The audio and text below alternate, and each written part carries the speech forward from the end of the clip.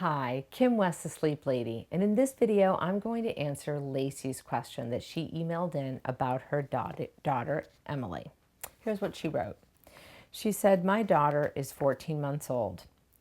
As a baby, she had colic and silent reflux, so for the first 9 months of her life, we had to rock her to sleep to help her with the reflux during the day, time naps, and evening naps. For her evening time, it's usually bath time, sing songs to her, put on PJs, and I nurse or rock her to sleep. She's a happy baby and is right on track for development, but I'm concerned I'm failing as a parent when it comes to her sleep. At 14 months old, she falls asleep between 9:30 and 10 o'clock at night. Is there a way to slowly push her sleep back to 7 or 8 p.m. at the latest? I'm a full-time working mom, and my husband and I both truly enjoy the time from 5 to 9 p.m. with her." And then Lacey goes on to describe a lot of details about her napping, which I'll kind of summarize here. But she was napping a short amount of time at 10:30 in the morning, and then at 1:30, 2 to 3 hours. But now she's pushing her nap later and later, starting anywhere from 2 to 4 p.m. and then sleeping for 2 hours. And what to do about that. I'm a mom who doesn't believe in the cry it out method. I've instilled an amazing trust and security bond. And I just believe in my heart that letting her cry only will break that bond and will cause problems down the road. Any suggestions, insights, or comments that you may have to calm my worries about my baby's sleeping pattern would be greatly appreciated. Thank you for your time. Lacey, I just want you to know that you're not alone. So many parents call me, write to me, and tell me, I feel like I'm failing. And why is this so hard? Why does sleep not come naturally? And I think that, in your case, you did what you needed to do, particularly when she had colic and reflux. You need to hold her and soothe her and do whatever, you needed to do to all survive until she felt better too. And so I don't think you should ever feel guilty about that. And that you're right, you do have, it sounds like a wonderful, trusting, secure relationship with her. And I think that it's possible to improve sleep for the entire family and still keep that secure bond. And I think one of the ways to do that is to have a more gentle method, a more gradual sleep coaching method, where you absolutely are responding to her cries and you're not leaving her alone to sort of figure it out by herself. So I, of course, support you in taking that approach.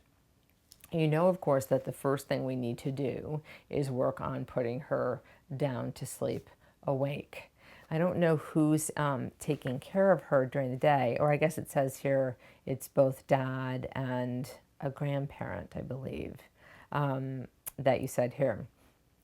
So, yeah, with mom and then dad. Okay, maybe the two of you. So I would start to try to regulate. I was looking here for her wake up time, which you didn't share with me. My sense is it's probably later, since she's going to bed later. So you might want to start by regulating her wake up to about 8 a.m. Maybe it might have to be 7:30. Again, I don't know what time, if she has to get up at a certain time.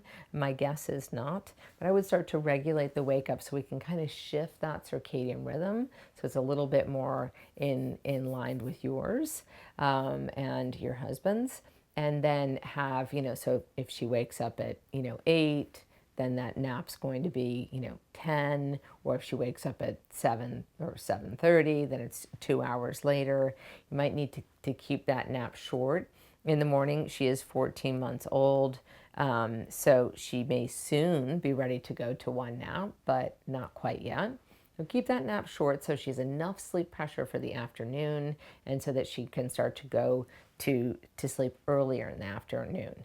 If you notice that even with a 45-minute morning nap, it pushes the afternoon nap off really late, then you might have to transition her to one nap. I would just like for you not to do that now while we're addressing her sleep. So again, 45-minute morning nap so that that afternoon nap, and wake her from it. And then so that afternoon nap can be sooner. Make sure you don't miss that window. And so she's getting overtired and not going to sleep until 4. So we move all of that earlier, which will often automatically move the bedtime earlier because now everything's happening earlier. So watch those windows. I know that you do enjoy that time from, 5 to 9 p.m. And I really do understand that as a mom myself. I would just encourage you to think about that we need to get her the sleep that she needs, and I want you to have, and you can have that quality time in other places, like in the morning. And if she's, also overtired at 9, 8, 9, 10 o'clock, that's really not the quality time that you need. And I actually have really fond memories, and so do my kids, who are 18 and 21 now, of bedtime. And all the great stories and the bath playing and the incredible books we would read together and the things that we would talk about. And it really is just true quality time that you can still have with your daughter during bedtime.